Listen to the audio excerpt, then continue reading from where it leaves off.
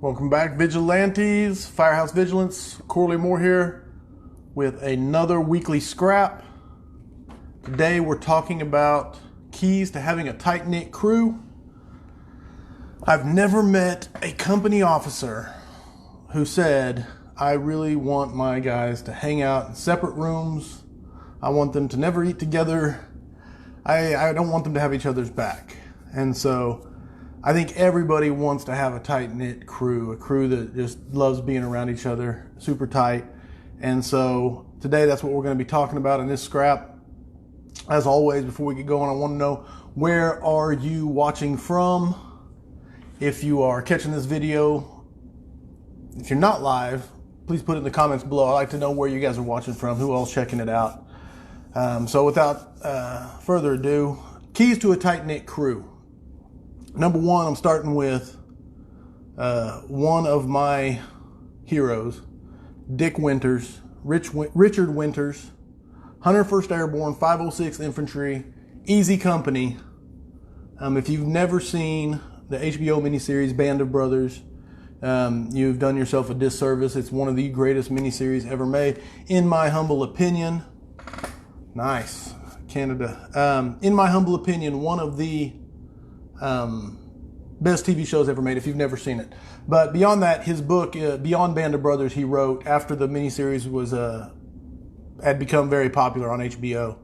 And he wrote that book, and it's an unbelievably good book. In fact, I was going to talk about just that book in this scrap, but I cannot find my copy of it because I loan my books out to so many people. I cannot track down what I did with that copy of the book. So when I find it, I will do a review of that book and talk about it.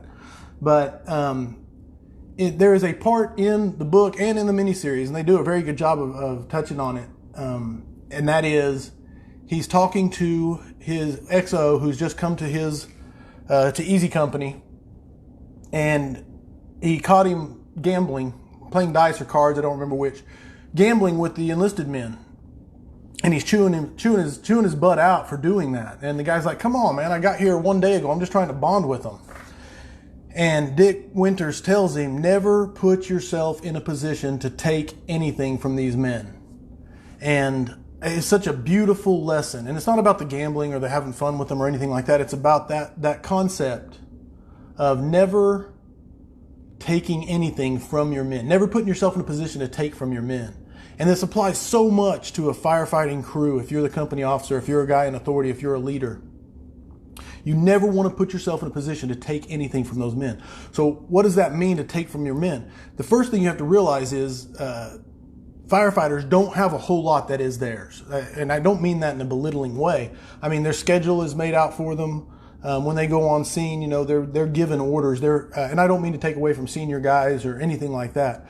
But I'm just saying they don't have a lot that is theirs. The things they do have are the schedule of the day, when they can expect to eat lunch and relax, and showing up for the day and having an expectation of what they're expected to do throughout the day. Those are things that they have that they should be allowed to have, and you should not take those from them. And the biggest thing you should never, ever take from your men is their dignity. It's one thing that every person has that you should never take. And it was a lesson I had to learn, because it seems simple. Don't take their dignity. You know, discipline in private. That's a pretty simple thing. But it goes beyond that. And I'll give you an example. I had a lieutenant, my driver, and I loved him. He's one of my greatest friends on earth, and I love this guy. And one of my affectionate things, I'd always tell him he had a peanut brain. And now that sounds hugely insulting, but it's not. It was a term of endearment. He knew it, I knew it, and I'd always tell him, use your peanut brain. But I found myself doing that in front of other people who didn't understand our relationship. And that made it okay for them to do that. And that wasn't okay. And it was a lesson I had to learn, that even though I meant it completely out of love, it was belittling him and taking away his dignity. And so that was a hard lesson for me to learn. And so it's more than just disciplining in private. It's being careful with your words and what bar you set and allow other people to have. So never, ever put yourself in a position to take anything from your men, no matter your intention. Protect them. their schedule is one of the biggest things that you can protect. Their lunchtime, their downtime. If you protect that viciously for them, they will gladly give it to you. If they know that you have their best interest at heart, they will truly just give it to you.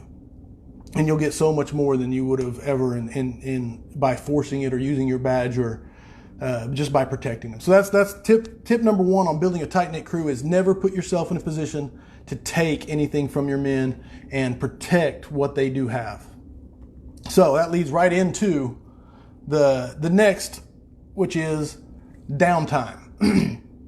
Now, different stations, different departments have different levels of busyness, and I don't pretend to know everyone's schedule and all the fire departments scattered across this great country.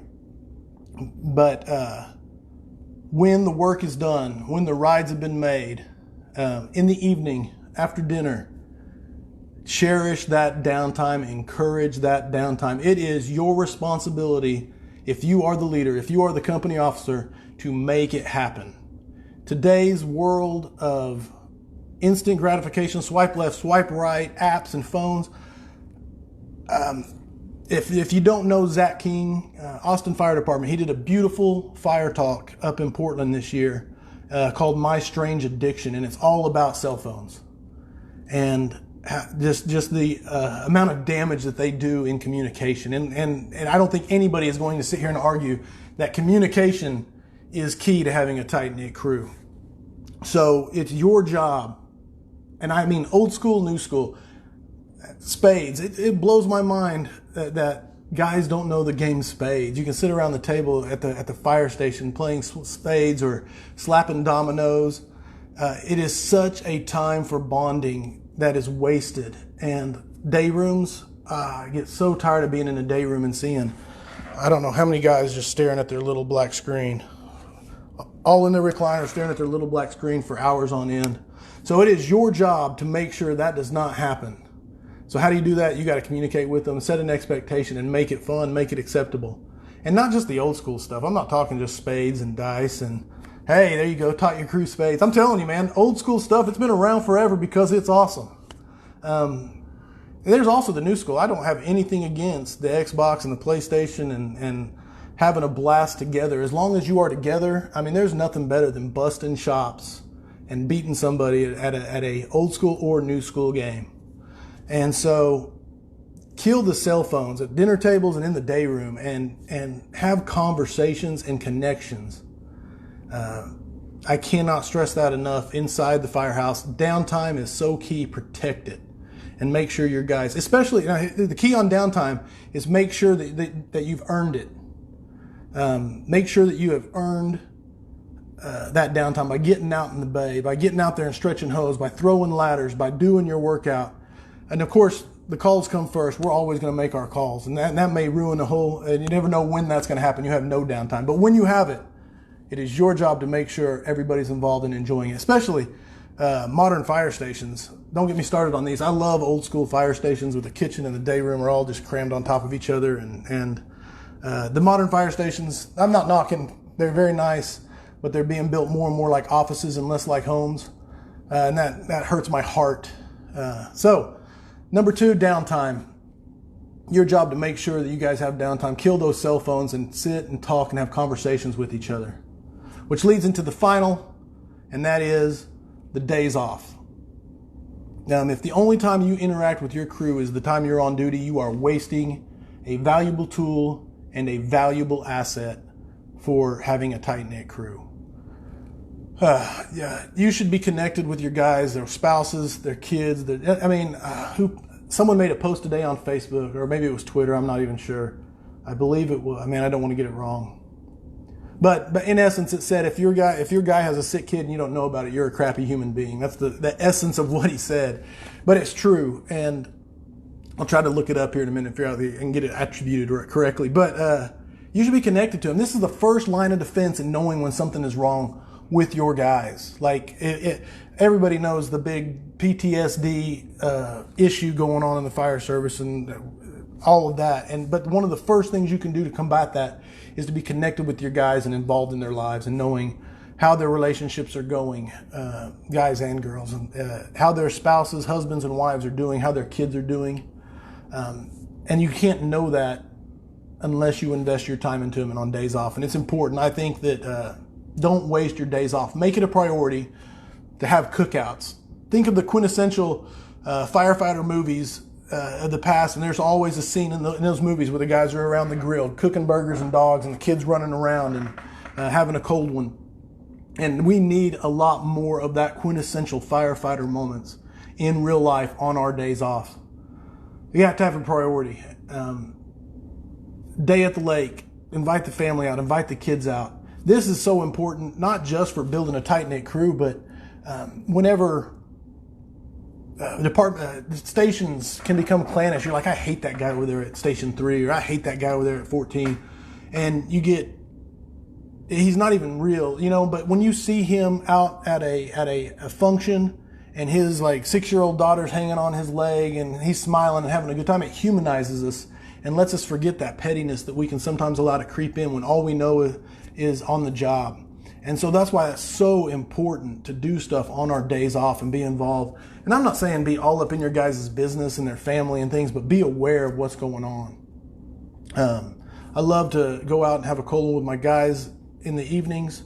I've heard all sorts of different takes on whether you should drink with your guys or not when you're a leader. I don't think you should go out and get falling down drunk with your guys. I think that's a very poor example, but I do enjoy going out and having one with the boys. Make family festivities, make those things important. If you make them important, your guys will be there and make them important. And if you enjoy them, they'll enjoy them. And things like, if you have them, Christmas parties and annual things that your departments might do, if the guy at the top doesn't show up, the guys aren't going to show up. So it's important that you make that important. And so that's it. 3 keys to having a tight-knit crew. And there's so much more to it. Just Dick Winters. If you've not seen Band of Brothers, go watch it. It is so great. The book is even better. The last chapter of that book is called On Leadership, and it is phenomenal. I highlight books when I read, and then I type up notes later, and a lot of you know this. That book looks like a rainbow with the amount of highlighting I have done in it.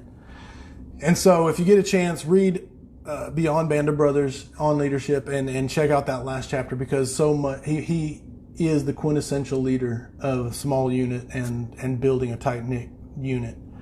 And so never take from your men downtime and days off. So Paco says, I struggle with dudes not taking pride in being competent in a job, and I have a saying, we can't be friends if you're not good at your job. And that's setting a standard. You're setting a standard with that statement. As long as you live up to that standard, and I don't know you personally, but if you're not being a hypocrite in that and you're setting the standard, then there is no issue with demanding other people to meet the same standard. If you're the boss and setting that bar, leading by example. The biggest thing is figuring out why do they struggle and why are they not taking pride. And if you can get behind that, and besides just being a turd, but if there is a reason, a lot of people are extremely afraid of showing their ignorance in front of their peers. And that's a huge thing, is making it okay to fail. Okay to be terrible. A lot of guys won't work out in front of other people because they're just terrible at working out or weak. And you have to say, it's okay to do that. It's okay to be terrible because that's why we're doing it. So we're not. And so a big part of it is getting behind it and saying, why aren't you taking pride in this? And so correcting that. But again, if you're leading by example, then it should take care of itself. The final thing is, I'm going to try and do this each time I do a weekly scrap, and that is talking about a book that I have read that I love and sharing it with you guys. And this one is one of my favorites. I'm currently typing up the notes on this, and it's Leaders Eat Last. Simon Sinek, I believe that's how you say it. I also say Sinek. I often mispronounce names and words. The book is phenomenal. I always say you can flip through a book and see how much I liked it by the amount of color that is highlighted. And this one has quite a bit. The biggest, in a nutshell, review of the book is this. We all came from like tribes of people in the past, and we evolved or developed the way we developed as human beings is that we like to feel protected and safe. And when we feel protected and safe, we work hard and put effort into keeping ourselves in that situation. And so it's all about, and I mean, believe me, that's a nutshell, because he breaks this down into so much about serotonin and oxytocin and cortisol and stress. And it is a really good read. The second half of the book, he gets into generations and the different generations and the millennials. And I did not get as much out of the second half of the book as I did the front, but it's still very valuable. So if you get a chance, Leaders Eat Last, great book on developing a culture of protection for your guys, a place where they can feel safe, and that creates a area where they can excel and they want to excel. So Leaders Eat Last, Simon Sinek, recommended book of the week from Weekly Scrap 04. If you guys, anybody knows, I'm wanting to start a page. I may work on it. I'll talk to you guys about it in comments and stuff. But Paco, we discussed, I don't know how many times we talked about different books just last week. But I want to start a thing that is books that people have read that are really, really good. I hate wasting time reading crappy books. And there are a lot of people out there that have read a lot more books than me that can tell me, hey, don't waste your time on this one, or hey, this one is worth it.